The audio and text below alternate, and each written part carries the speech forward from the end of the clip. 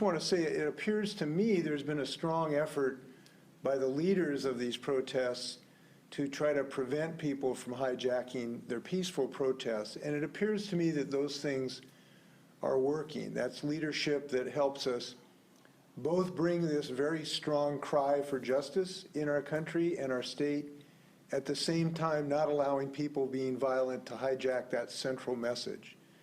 And I believe we will be successful not allowing any violence to hijack the central need for us to bring more justice to our community. Today we saw in the news that Pierce County Sheriff's Office is investigating the death of a black man, Manny Ellis, in Tacoma under police restraint that occasioned in March. My understanding is that Mayor Woodwards will be addressing that later in her own press conference this afternoon. I know finding out the full circumstances of that event is a top priority for her, and it is a top priority for me. And we will be pushing to make sure there is a full and complete investigation of that incident. We know that we have to continue to push for de-escalation interactions between law enforcement and our community members. So I look forward to the mayor's press conference. Last night, there emerged a video of a member of our state patrol instructing officers on how to respond to what was a tense and potentially dangerous situation. And the language that he used was not in keeping with what we expect of our state patrol officers. The state patrol very promptly took responsibility and apologized for that misuse of language. We know that officers in positions of leadership, they're looked up to by their subordinates, which makes their choice of words very important in these tense situations. In responding to this duress, that is always important and now more important than ever. I've asked Chief Batiste to fully review that situation and make any appropriate response that is necessary. Look, I think we all understand that officers in these situations do have really tough jobs. They have bottles being thrown at them. Chief Batiste told me that people are now shining laser beams in our officers' eyes, trying to injure their eyesight. So we know it's a real tough job. But look, we have to have high levels of standard for our state patrol, and I know they want to conform to those high levels of standards, and that's what we expect. We know that we have a moment of potential positive change in our state, in our nation, as we grapple with centuries of racial inequity. And we know that the path to change from those ancient inequities first includes a mutual understanding of why we need change as much as a discussion of how we need to go about that change. I think it said some of us need to get into the water before we swim, and we need to do it sooner rather than later, myself included. And many of us have had lifelong learning process about the injurious nature of racism, myself included, and we know that that needs to continue now and for years to come. I came across, I think, a powerful quote by professor and author Ibram X. Kendi. He wrote that racist ideas love believers, not thinkers. And it is time for all of our leaders to think more about this and to actually couple thinking about it with action. And I know that I think it's important in thinking about our challenges right now that these challenges are not just about police reform or not just about judicial reform. In order for us to have a really fair and just society, there is so much more we need to focus on in addition to these matters of law enforcement. We have to have a comprehensive effort towards economic justice that Dr. King spoke of, an effort to provide housing, to deal with food insecurity, to have real, truly equal access to education, and truly equal access to health care.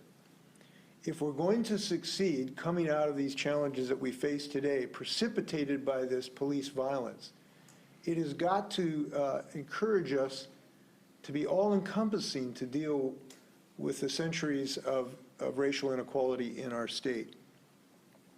Now, in that regard, people want to be heard, and that means we need to listen. To that end, I'll be meeting some of the leaders of the peaceful protest movement today. I'll be talking to representatives from Not This Time, from the Black Lives Matter of Seattle-King County, and from the Urban League. Now, I have some other announcements I'd like to talk about. As you know, we've activated some additional members of our National Guard to help us protect people and property in our state.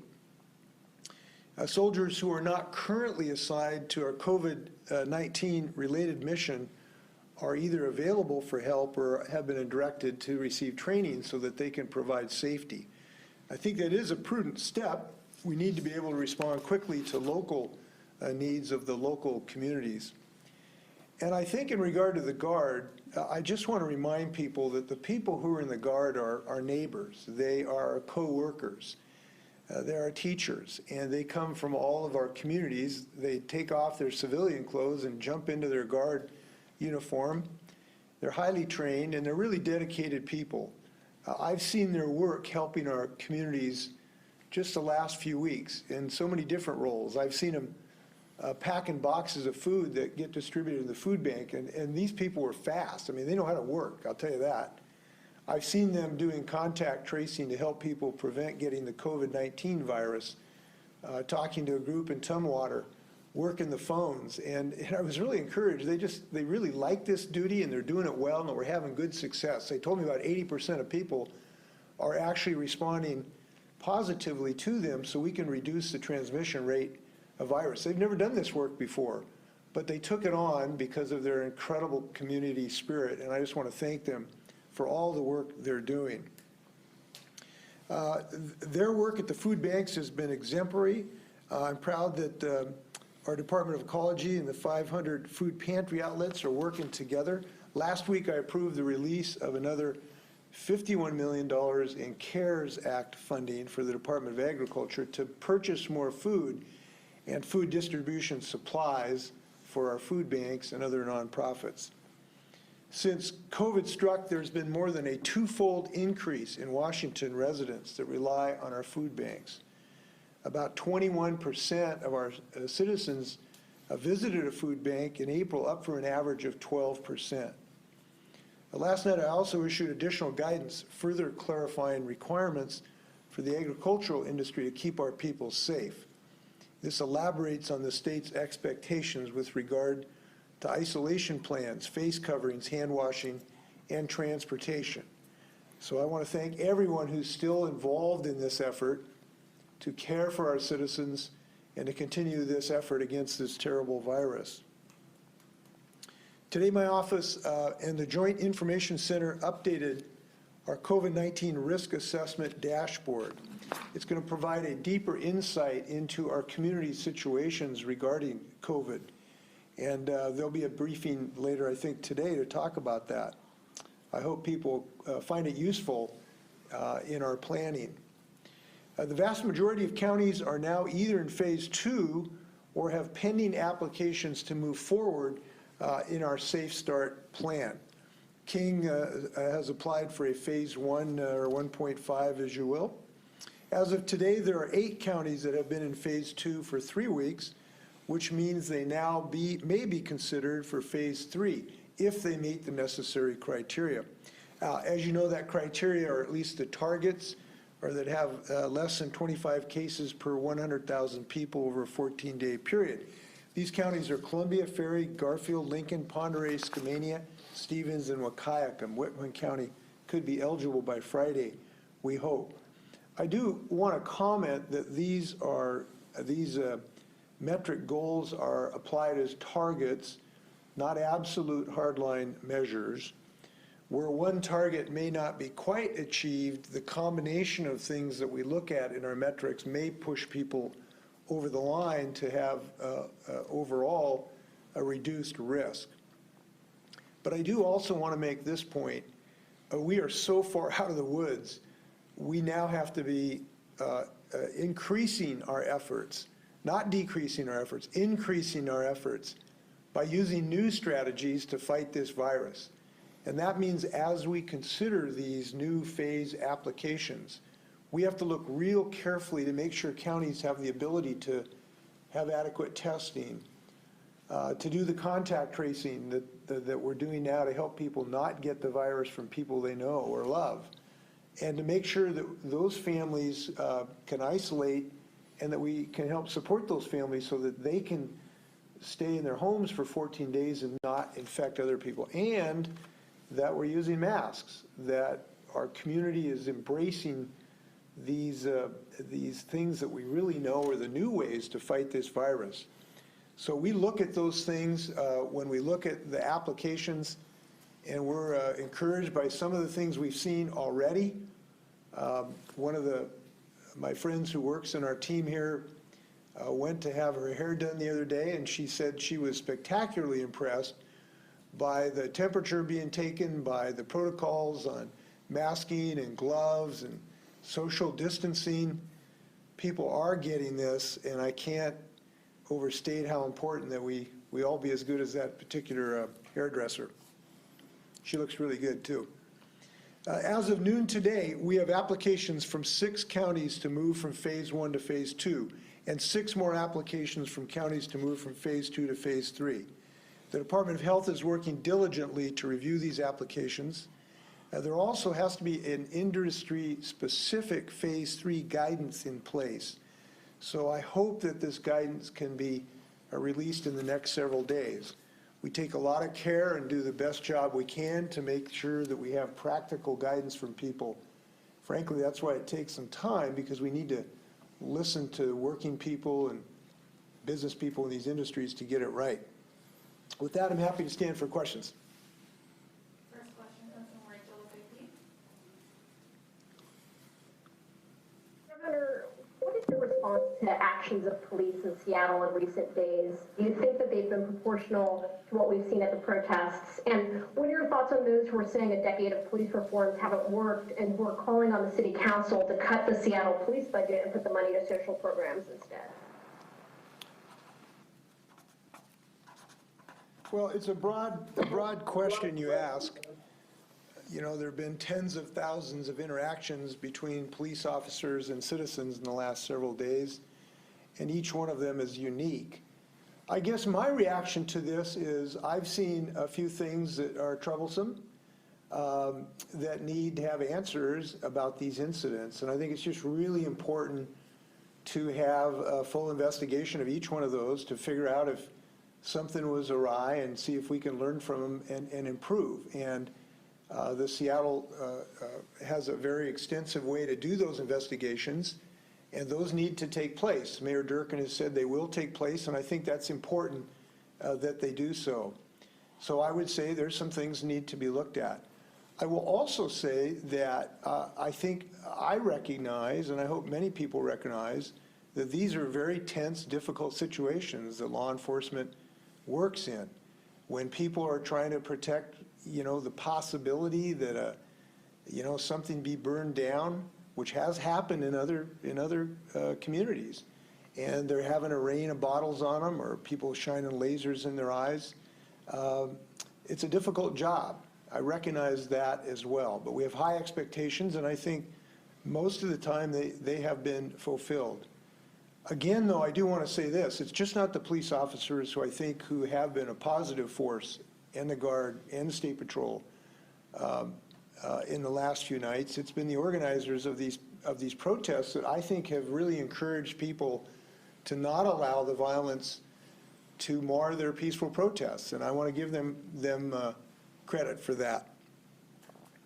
You ask about Seattle. I've got enough challenges with the state of Washington without delving into Seattle politics, so I guess I'll defer that particular question. Next question comes from the Seattle Times. Governor, on Monday, I believe you had a call with minority business leaders as well as the Black Caucus of the legislature. I'm curious to learn a little bit about what those calls were like, and also in the special session that we're expecting here at some point to deal with the COVID-19 response, do you see a need or a place for an agenda to address some of these policing issues? Well, yes, I know we're going to have a robust discussion about any ideas that people have proposed in this regard. The cry for justice is profound and deep. We know we're not at a perfect solution in this regard, so I'm convinced that we will have discussion. And the first part of that is to listen to people about their ideas. And I think that's something we've got to be really powerful listeners on, to the community, to business people, to law enforcement, to fashion things that will actually reduce this rate of violence. So that's the first order of business, and I'm confident that there will be some good ideas to come out of that, as there have in the past. We have improved this situation by some of that. The voters voted for 940 to make sure that there's very independent investigations of these matters. I mentioned the situation in Tacoma. The initiative in 940 that was passed overwhelmingly by Washingtonians require a very robust and independent investigation of these matters. We know that we have had improved training of our officers to de-escalate so that we can reduce, we can put oil on troubled waters rather than gasoline when there's interactions. And that's been held up actually a model across the country for training. But as somebody mentioned in these conversations, that just training can't, scrub, old attitudes of racial thought. And so we have to get to the bottom of that as well. So yes, I do think there will be discussion about those matters, and there will be a place for that. Did I answer both your questions or only one of them so far? I'm curious to hear a little bit about what was actually discussed in the calls. Yeah, well, we talked about several things. We talked about the protest. We talked to some of the organizers were there, and we talked about the fact that the central message was that the protesters wanted to keep the crystal clear message of a desire for justice and not allow that to be obscured by those who use this as an opportunity just to create mayhem and anarchy and violence. And they wanted to make sure that that was not somehow clouded over. And I think they're entitled to that, and we should strive to listen to that message and not diminish the importance of that by the fact that there's some people that use the cover of these protests to do the violence that some folks, for a whole variety of different motivations, want to do in any case. It might have nothing to do with this subject. Certainly we've seen looting, that people were not there for justice, but they had nothing to do with these organized peaceful protests. The same can be true of some folks who, sort of worship anarchy, that look at opportunities like this. So that was a central message.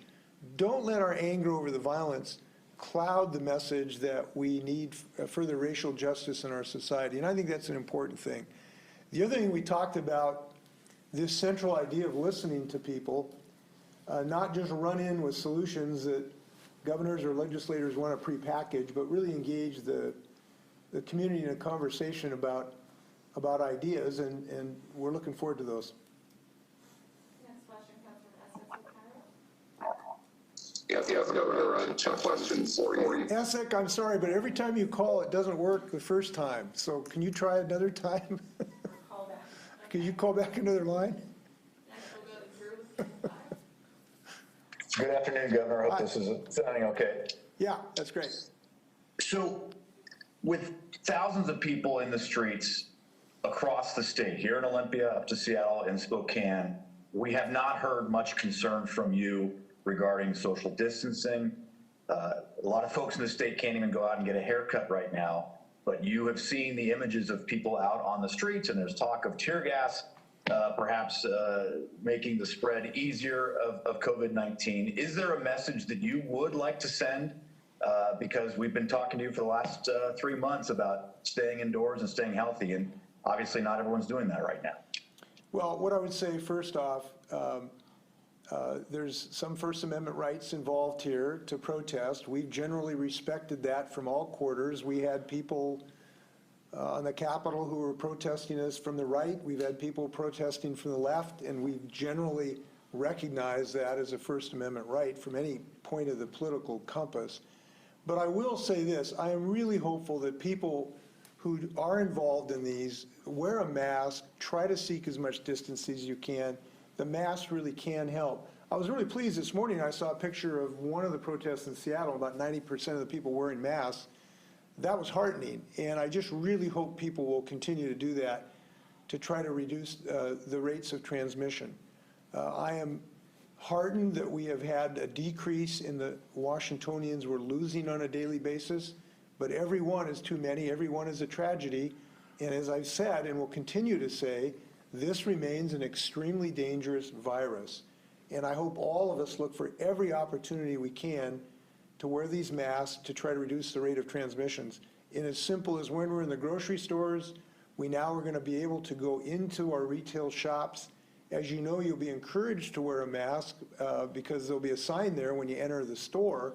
And the more people who do that, the more lives we're going to save, and the more counties will be able to open. So I'm very hopeful people will remain committed both to justice in our society and survival against COVID-19. We ought to be able to do both at the same time. Next question comes from Jim with the Spoke on Review. Governor, some legislative leaders are saying that the state should have a special session this month to begin cutting the budget before the new fiscal year and some new programs start. As one person put it to me, $1 in savings right now could be equal $1.50 savings when we get here in June or in January. Do you agree with that analysis? And also, is the state budget facing such an emergency situation that the raises for state employees should be renegotiated? Well, I think that you can't have $1 saving until you have the votes to actually do it in the legislature, and there's no plan that anyone has espoused that I'm aware of that could have enough votes to pass the legislature right now. And this just requires more discussion amongst legislators to see what has majorities in both chambers that I'm willing to sign to get this job done. And that just has not happened yet. There's no reason to call a special session and have folks sitting around with nothing to do because there's nothing to actually vote on. So those discussions are happening to see what's in the realm of the possible. Everything's on the table, and that, when I say everything, I mean everything. Every option is on the table at the moment. We know we're going to have over a $6 billion hole. We will know more in a few weeks, which will help us sharpen our pencils as well. So the bottom line is there has to be a plan that can actually pass the legislature that does not exist yet, and we're going to keep those discussions going. Next question comes from Jason with KGPH. Hey, Governor, thank you for speaking to the sort of difficult nature of policing when some of these bad actors are throwing the rocks and the bottles. There's some lawmakers in Seattle that are claiming cops are instigating the violence. Shama Sawan, socialist Seattle councilwoman, claimed this morning that people are, quote, the cops are prepared with instructions to orchestrate violence. Tammy Morales said we shouldn't tell people that looting doesn't work. So what impact does language like that have on the unrest that we're experiencing? And what can be done either from your office or from other leaders to sort of push back against some of those narratives that are probably making things worse? You know, what I think is maybe some of the wisest counsel that I try to follow, and I hope everybody does it, this just can't, we're not going to succeed in bringing more justice and peace to our society if everybody gets in their trenches and their bunkers. And people think of this as kind of a team sport where there's two teams in opposition. That's just not going to be productive here. What I hope is that everyone will look for a way to be able to have a very strong expression of a legitimate and necessary effort to bring more racial justice to our society and reduce this unnecessary police violence. And at the same time, protect that ability and not allow the people who do want to bring violence to endanger person or property. And I just think the more that we look at this as a mutual goal than sort of a, you know, an antithesis, as, you know, the nature of your question is you're either for or against. I just don't look like this. I know a lot of police officers certainly want to go home, not get hurt, and they don't want anybody to get hurt. And I know a lot of protesters who respect people who are trying to keep them peaceful too. So I just think looking at it better through the lens of trying to be effective in protecting people is the best approach. Next question comes from Jim with the News Tribune. Governor, you opened up by referring to the death of Manuel Ellis in Tacoma on March 3. Do you have a perspective on whether the officers should be charged in that incident? And also, what would your message be to people in Tacoma and throughout the state who are going to look at the similarities between his death and George Floyd? Well, the only thing I know about the incident right now is basically what I just talked about, that an individual died while under restraint of the Tacoma Police Department. That's all I know. That in itself demands a complete investigation. That in itself demands any appropriate criminal law or sanction that is appropriate. I can't render judgment on that right now because I know virtually I've just shared with you all that I know. So I know enough to know there has to be a very thorough investigation. That investigation should lead wherever the evidence goes, and people need to make appropriate decisions, and that could include criminal prosecutions. So that's as much as I can share with you right now. As far as how people respond to this, I will look forward. I've not spoken to the mayor yet. I don't have any background information. I'll be very interested in what she has to say. But in any regard, we know that this will cause enormous concern, anger, and frustration at the very moment when our community is crying out for racial justice. To have an incident like this is going to cause people a very strong response. That's human. That's natural. And we ought to expect it and understand it. My hope is that we can find a way to focus our energies on something that will be productive, that will bring more racial justice, that will bring accountability to people who have mistreated citizens in law enforcement, and that will make sure that we do all the other things we have to do to bring more equity to our society in education, economics, healthcare, and everything else.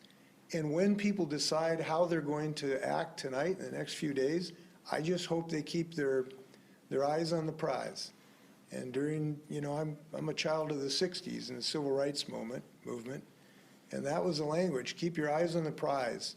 Figure out what's really going to move the needle in racial justice. And sometimes that's really, really hard. I know Martin Luther King had some really, really difficult discussions with his community about doing things that actually work and keeping their eyes elevated to what they want to achieve. And I guess if we can channel his spirit the next few hours and days, that'd probably be a good thing. We're going to go back and try Essex from Cairo again. Yes, Governor, hoping you're hearing better now. I'm afraid not, Essex. I'm really sorry. You're kind of snake bit. Have him send Emily the question. Could you send Emily the question and she'll ask it? I have the question. Oh, we have the question. We have the question. Okay. The question is, like Mayor Durkin, will you also meet with thousands of demonstrators? We already passed a de-escalation initiative, yet the situation in Tacoma still happened. What more needs to be done to prevent future situations and to hold the officers involved accountable? Well, what we need to do is first off follow the initiative, make sure it's applied. We need to make sure it's not just a paper tiger, that it's actually applied. And voters voted overwhelmingly for Initiative 940, and that requires a very thorough and independent investigation of every one of these incidents. And then criminal charges as appropriate, where they're appropriate, need to be filed. And it's a matter of actually doing it rather than just saying it. In Tacoma, I believe there will be the most thorough investigation. As I said, it will lead to whatever conclusion is the just conclusion. So we can't just say, well, we passed the initiative, we're done. We actually have to effectuate it. And that'll be, we're going to insist that that happen in the days and weeks to come. As for what needs to be more to be done, there is so much that needs to be done, basically to eliminate the stain of racism in our communities and in our hearts. And that's a big job that all of us, I hope, will be involved in. And it's a job for a good dose of humility, trying to find out how we achieve that end. And I'm looking forward to anyone's ideas, including the people in these peaceful protests. As I indicated, I'm talking this afternoon with some of the folks And I know I'll have more discussions in the days and weeks to come. Next question comes from Austin with Northwest New York. Hi, Governor. Just following up on Drew's question, just about trying to reconcile the protests with the current state of COVID in our state. I noted that when the rally happened or the protest happened at the Capitol several weeks ago against your stay home order, your statement at the time was, I encourage everyone in our state to stay home and stay healthy. And if you need to go out, practice adequate physical distancing. And then in your statement this weekend, you said, I fully support the right to free speech and peaceful assembly. If you choose to protest today, be safe and peaceful. How do you reconcile, on the one hand, a couple months ago saying, please stay home, to now saying, I fully support the right to peacefully assemble in light of the COVID-19 crisis? Well, your state government took the same approach to both protests. Each was allowed to occur. There was no law enforcement action trying to reduce the peaceful protest. Both of them were allowed to happen, and both of them did happen. So the state government didn't treat them any way differently from this situation. And I wish I could say that everybody could find 6 feet apart. Not all of them did in either context. And I hope everybody wears masks no matter what partisan divide or ideological divide you fall on. So I think we have treated these equally, and I hope that there's nonviolent in any and all of these. Next question comes from, Did Austin ask me 2 questions? Did I miss one? no, just that. Okay, thank you. Next question comes from Jerry with the Everett Herald. Governor, on Monday, I asked about your reaction to the individuals who came to the streets of downtown Snohomish with guns to protect against what they thought were going to be a group of folks who might loot and damage businesses. I asked if you'd encourage or discourage, and you said at the time that your response then was that police officers are the ones trained to keep you safe, and didn't take a stance on their actions. But if you knew those individuals were predominantly black instead of white, and would you have told them to trust the police because they are trained to keep you safe? I'm not sure if I follow your question. If who was black, I'm sorry. I don't recall your question. I think I'm just wondering, the individuals who took part in have come out to the streets of Snohomish the last couple of days have been predominantly white, and they've been in front of the businesses protecting against damage. And you told them to trust the police to keep them safe and to keep civil control. I'm wondering if you knew if they had in fact been black, and if the businesses they were protecting were owned by blacks, if you would have directed them to let police take care of things. I would give the same answer. Look, having more guns in a volatile situation just causes concern. The Snohomish County Sheriff, with whom I have had some significant disagreements with, as you know, I heard him on the radio, I think this morning, saying, look, call us if you got a problem. Don't cause additional risk with more firearms. Next question comes from Hannah, Power Radio. Hi, Governor. Just a couple of quick ones, mostly relating to I-940. I'm curious if the de-escalation that you're seeing right now with the protest is the de-escalation you would have expected with I-940 when it passed. And also, in passing I-940 and getting that done, it took years. It was a big effort of building community trust with law enforcement. Are you concerned that what we're seeing right now is going to undo all of that? And lastly, do you support the use of tear gas and flashbangs in these protests? These are law enforcement decisions. I can't make individual decisions about the specific mechanism of keeping people safe. There's 10,000 different scenarios. There may be some situations where it is entirely inappropriate to use those tools. There may be some situations it's appropriate. And I'm not going to try to articulate the 10,000 criteria that ought to be used. I certainly encourage every law enforcement agency to use the minimal level that creates the minimal level of risk to citizens in any protest context. Obviously, we ought to be aiming for that. And I encourage any law enforcement community to think twice about whatever mechanism they use that creates risk to individuals. And they ought to have that sort of think twice before it happens attitude. That's what I would suggest.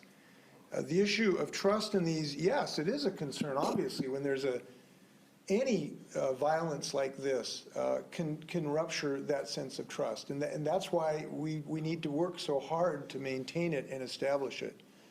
And that's why we have been, and I'm glad that we have Initiative 940 and independent investigations. One of the things in 940 that I think we should appreciate is that it requires an independent investigation. So this situation in Tacoma will have to be investigated by an independent agency to make sure that it's not tainted in some way. And that's really, really important. I don't think we should minimize the importance of having a strong criminal law enforcement, including on police misbehavior. We have that, and it will be used as appropriate whenever there is a violation of the law of a citizen's rights. Fortunately, we have that. I wish I could tell you that that's going to eliminate all causes of human failure. I really do. It won't. But it can be a strong measure to make sure that everyone abides by the law, including law enforcement. We insist on that. And I believe that's going to be followed here in this case in Tacoma. Last question? Final question, President Keith, will come aboard. Just a clarification, did you say you were going to be meeting with the protesters? When and where is that going to happen? And the second question has to do with phase related. King County is applying 1.5, but they say they want indoor dining at 15% and also gyms to open with one-on-one training. I know it's a two-part question, but hopefully you can get to both. Yeah, I have not seen King County's application yet. The Department of Health is charged with the job of evaluating those. So they'll be doing that in the upcoming days. I know they're going as fast as they can because I know people are eager. But people should realize that this is not some kind of rubber stamp process. We have an obligation to keep people safe, and we intend to fulfill that obligation. So the fact that I was born in Seattle doesn't mean that we're a rubber stamp for anyone in that tremendous community. And we will make an evaluation to see if it really makes sense to do what they've requested. So hopefully we'll have further answers. As far as my meetings, I'm meeting this afternoon with several of these leaders. I'm assuming there will be others in the days to come. I don't know where the meeting is. It's probably electronic, I suspect. I suspect it'll be electronic this afternoon. All right, any final words, Governor? No, again, I want to thank Washingtonians through some most difficult days.